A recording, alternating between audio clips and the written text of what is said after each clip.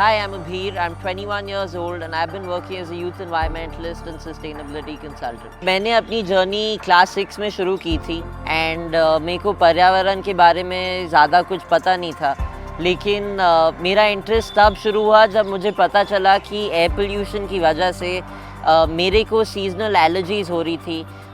साल में 2-3 बारी मुझे डॉक्टर के पास जाना पड़ता था, तो डॉक्टर ने मुझे बताया कि ये दिल्ली की प्रदूषित हवा की वजह से है।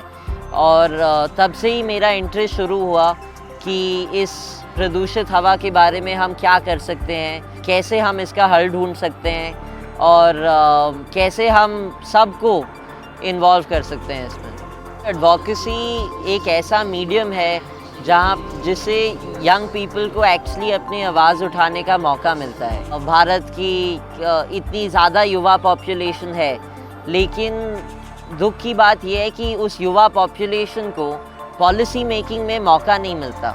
क्लाइमेट चेंज जैसे महत्वपूर्ण इशू में जो हम सबको अफेक्ट कर रहा है, उसमें हम कैसे अपना योगदान दे सकते हैं, उसी के लिए एडवोकेसी बहुत ज़्यादा इम्पॉर्टेंट है।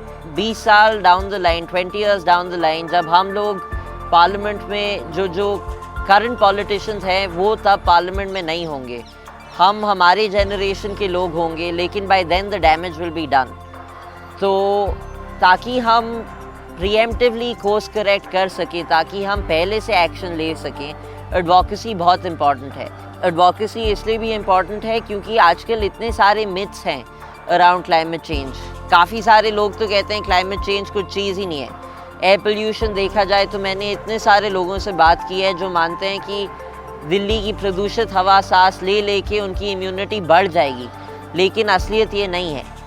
तो इसीलिए एडवोकेसी इम्पॉर्टेंट है, एक तो मिथ्स को बस्ट करने के लिए, दूसरा लोगों को साथ में योगदान लाने के लिए, and thirdly and most importantly क्योंकि यंग पीपल की शक्ति एडवोकेसी के थ्रू मैनिफेस्ट हो सकती है, ताकि हम फ्यूचर के लिए अपना फ्यूचर सिक्योर कर सकें। उसके लिए एडवोकेसी बहुत इम्पॉर्टेंट है। और आखिर में advocacy also कैटलाइजेस the power of the vote, जो हमारे मतदान की शक्ति है वो बहुत महत्वपूर्ण है। और जो भी क्लाइमेट चेंज की पॉलिसीज़ अभी हैं और इंट्रोड्यूस होंगी, उसमें हमें अपनी वोट की शक्ति का इस्तेमाल ज़रूर करना चाहिए।